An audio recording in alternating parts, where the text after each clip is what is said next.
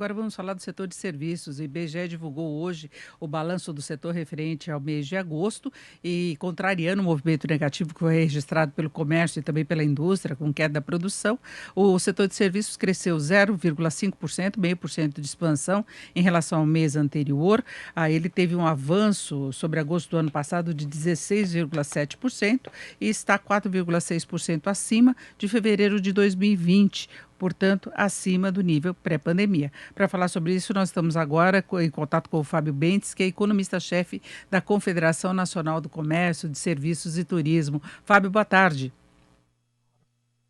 Boa tarde, Denise. Bom, Fábio, um dado positivo e eu queria saber o quanto que isso é positivo de fato, a gente pensando em perspectiva de retomada da economia brasileira e retomada, em particular, do setor de serviços, que foi dos mais penalizados pelas restrições de atividade, né?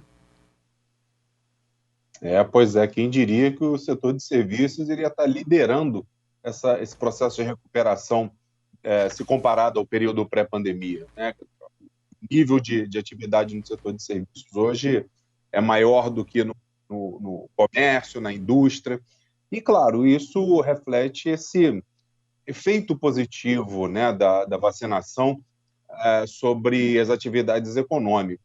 Claro que nem tudo são flores, foi a quinta alta mensal do setor de serviços, mas foi também o mês em que esse crescimento foi mais tímido. Quer dizer, já há também ali um indício no setor de serviços de que essa inflação alta e os juros altos podem frear esse processo de recuperação do setor terciário daqui para frente. De qualquer forma, quando a gente pensa na economia como um todo, os indicadores de agosto apontam para o mês fraco, né? A indústria colheu, caiu 0,7%, o comércio caiu 3%, então provavelmente a gente interrompe essa sequência de 2 meses de crescimento agora em agosto, quando a gente compilar os dados de toda a economia.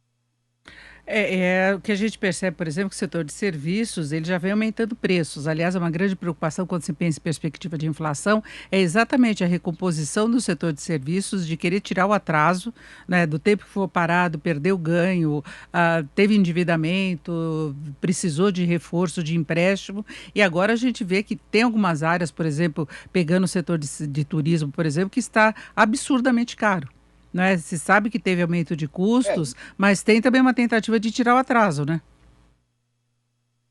é verdade, o setor de serviços passou por um período terrível, né, com compressão das suas margens ao longo do período mais agudo da pandemia, queda de receita, aumento de custos, e agora, quando se percebe esse aumento na movimentação de consumidores, a reabertura do turismo, né, que você citou, é natural que algumas empresas tentem recompor essa margem. Acontece que, muito provavelmente, essa tentativa não vai longe.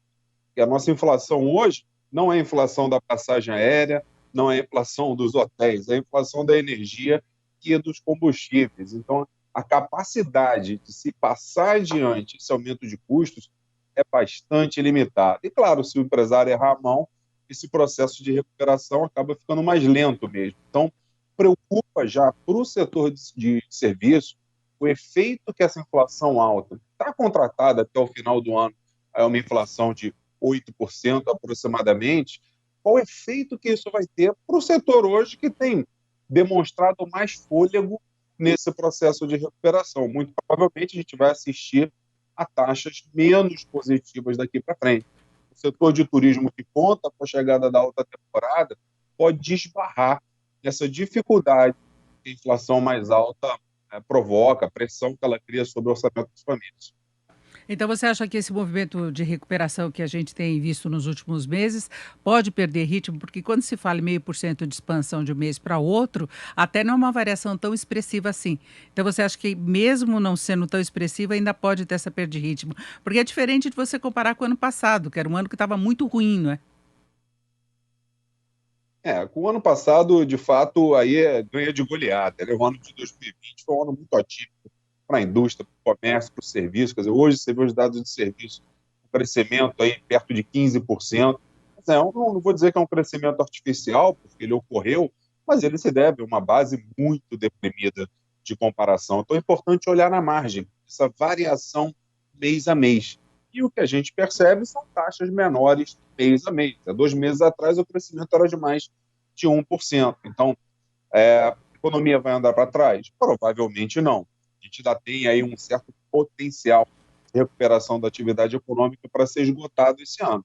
Mas acho muito pouco provável que, diante desse cenário de inflação, juros e mercado de trabalho, a gente tenha, por exemplo, um quarto trimestre tão aquecido quanto o terceiro ou quanto o segundo mês. Agora, Fábio, a gente considerando também o comércio, como é que você vê a perspectiva no geral? Porque a gente está chegando no final do ano, daqui a pouco a indústria perde o fôlego, porque já estamos naquela fase que a indústria deveria estar atendendo as encomendas no final do ano. Mas para o comércio é um período mais forte, assim como costuma ser de serviços. O que dá para esperar do fechamento de 2021, já pensando na transição para 2022? Olha, tanto para comércio, Denise, quanto para o setor de serviços, as expectativas são positivas. O comércio deve crescer aí em torno de 4%, o setor de serviços entre 6% e 6,5% em relação ao fraco ano de 2020.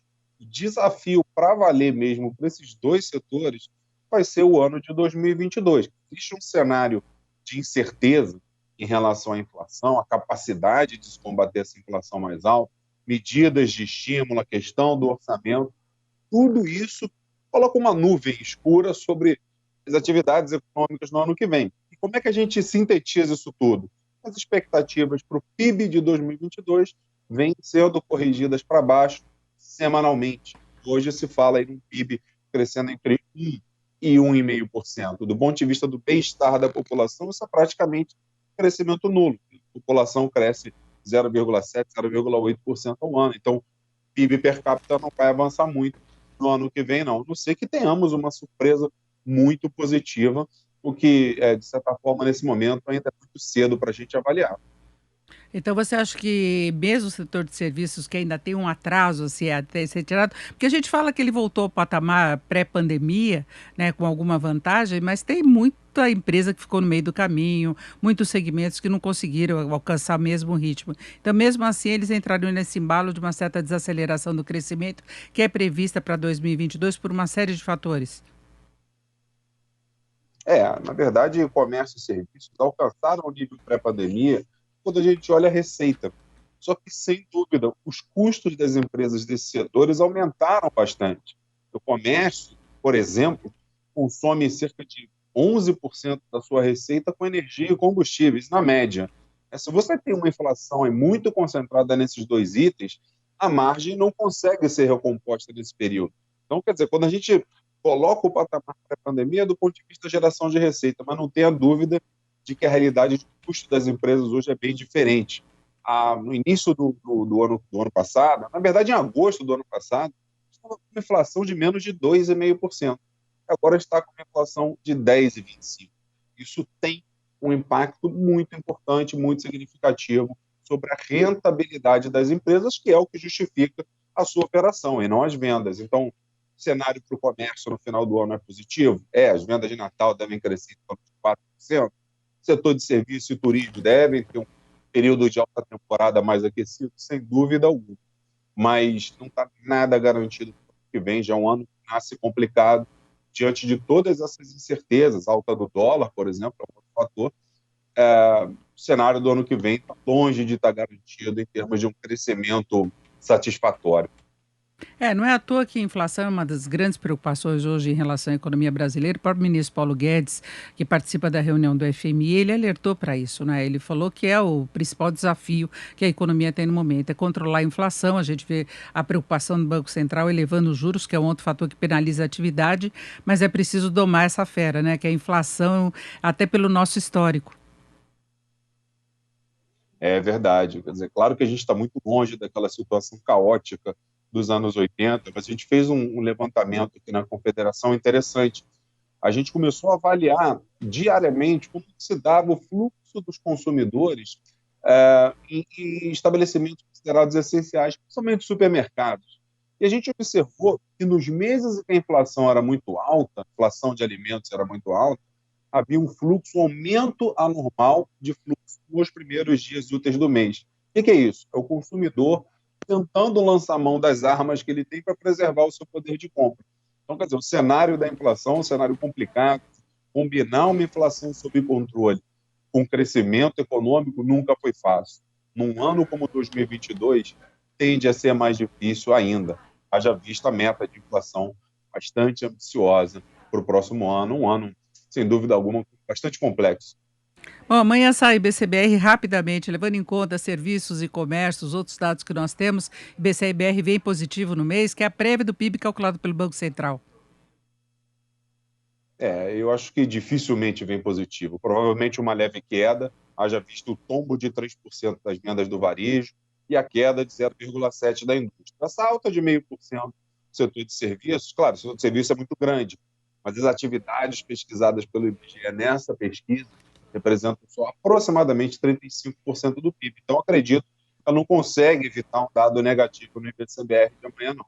Muito provavelmente a gente vai ter uma leve queda, interrompendo uma sequência de 2 meses de alta, 0,9% no mês retrasado e 0,6% no mês passado.